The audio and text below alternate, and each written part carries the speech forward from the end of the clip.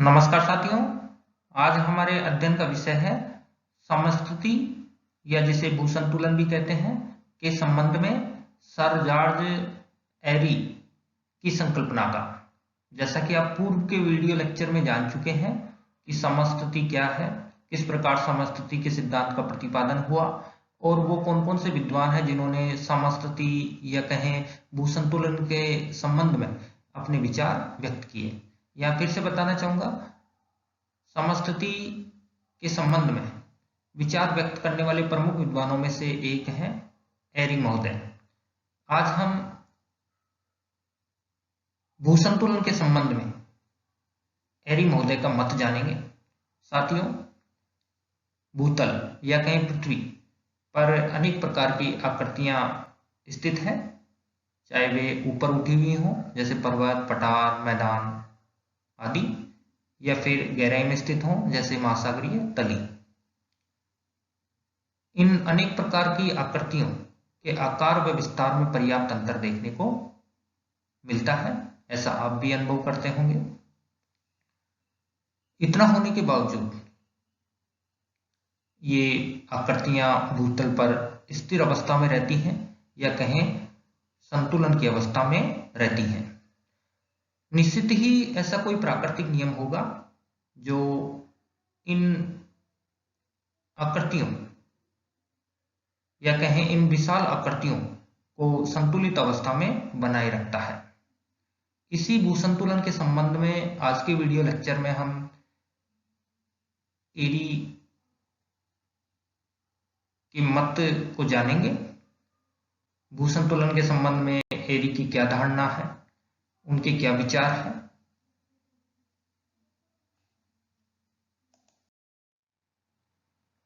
एरी महोदय ने 1859 में समस्थिति के संबंध में अपने विचार व्यक्त किए थे।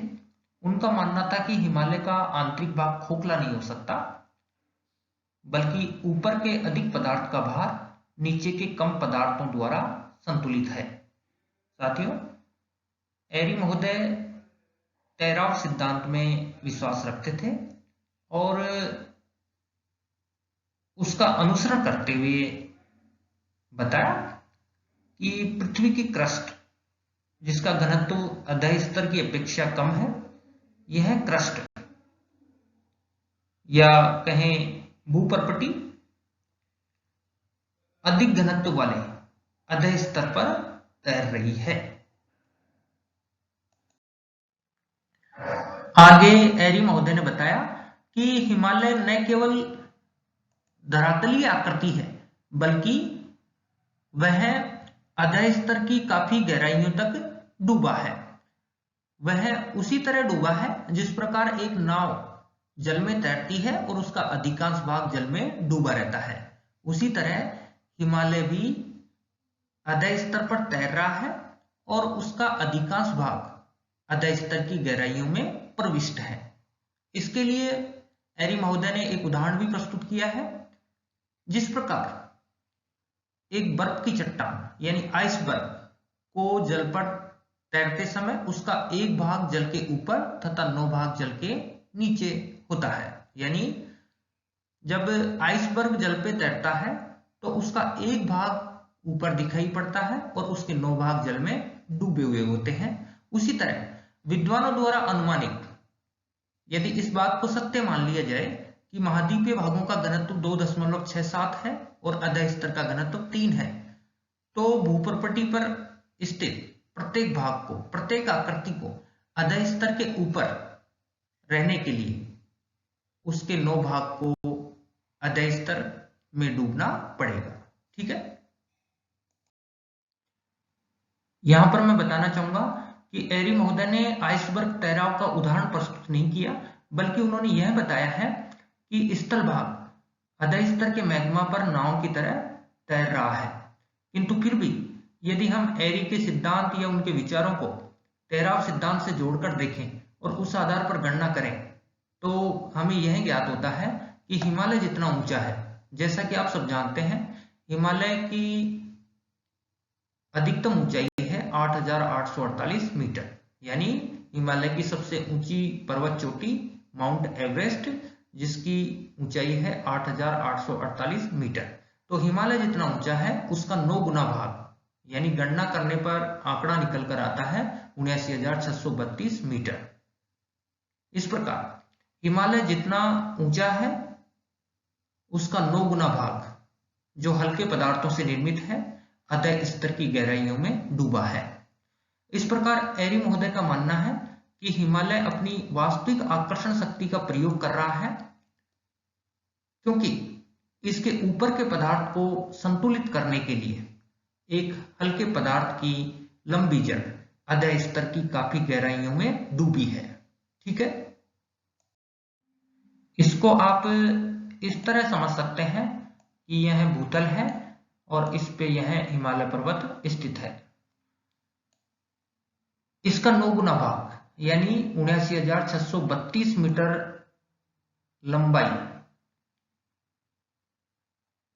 की एक लंबी जड़ जो हल्के पदार्थों से निर्मित है, यह अधः स्तर की काफी गहराइयों में प्रविष्ट है, यानी अधः स्तर की काफी गहराइयों में डूबी हुई है।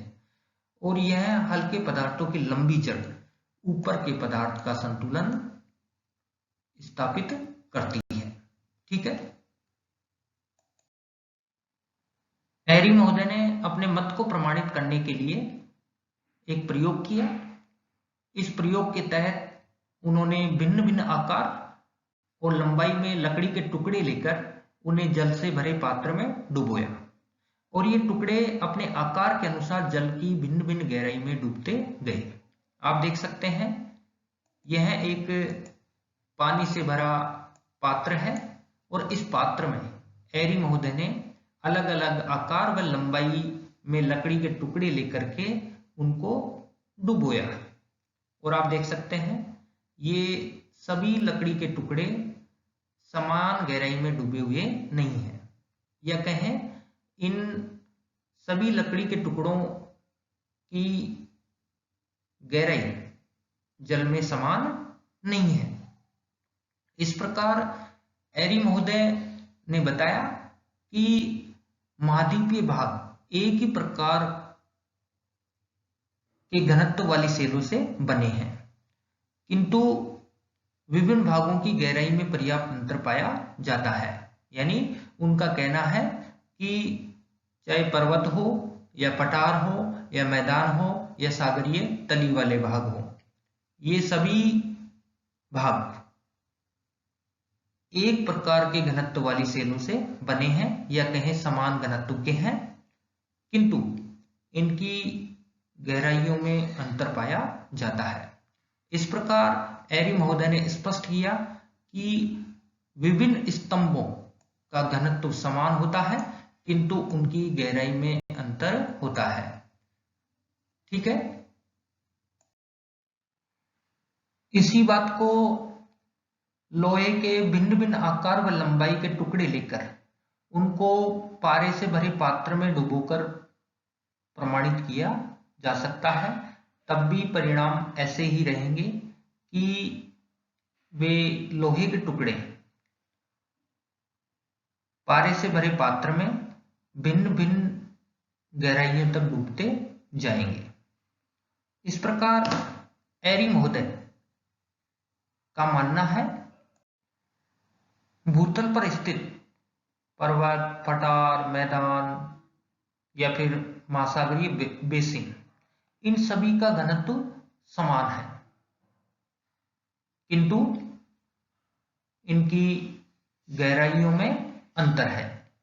यानी भूतल पर स्थित सभी आकृतियां अधिक घनत्व वाले अधः स्तर पर तैर रही हैं। भूतल पर जो आकृति जितनी अधिक ऊंची है उसकी उतनी ही लंबी जड़ जो हल्के पदार्थों से निर्मित है वह अधः स्तर में डूबी हुई होगी, ऐसा एरी महोदय का मानना है।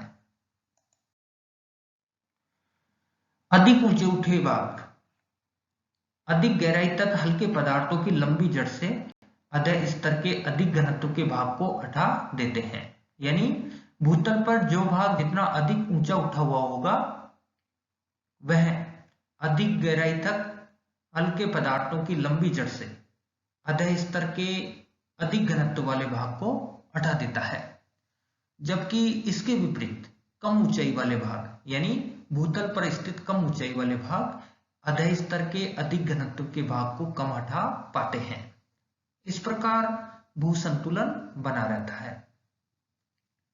यानी भूतल पर जो भाग जितना अधिक ऊंचा होगा उस भाग की एक लंबी जड़ जो हल्के पदार्थों से निर्मित है वह अधः स्तर के अधिक घनत्व के पदार्थ को हटा देती है और वह उसमें काफी गहराई तक डूबी हुई होती है, जबकि कम ऊंचाई वाले भागों की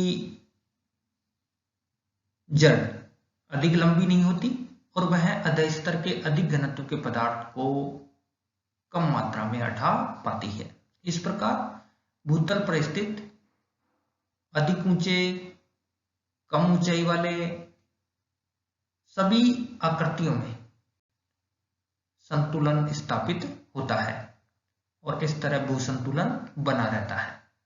ठीक है। वर्तमान समय में समस्थिति या कहें भू संतुलन के संबंध में एरी के विचारों को सबसे अधिक मान्यता प्राप्त है, किंतु इसमें कुछ दोष अवश्य हैं, इनको भी हम यहां पर जानेंगे। जैसा कि एरी महोदय ने बताया कि भूतल पर जो भाग जितना अधिक ऊंचा होगा उसका 9 गुना भाग की एक लंबी जड़ जो हल्के पदार्थों से निर्मित है वह अधः स्तर में डूबी हुई होगी। इस आधार पर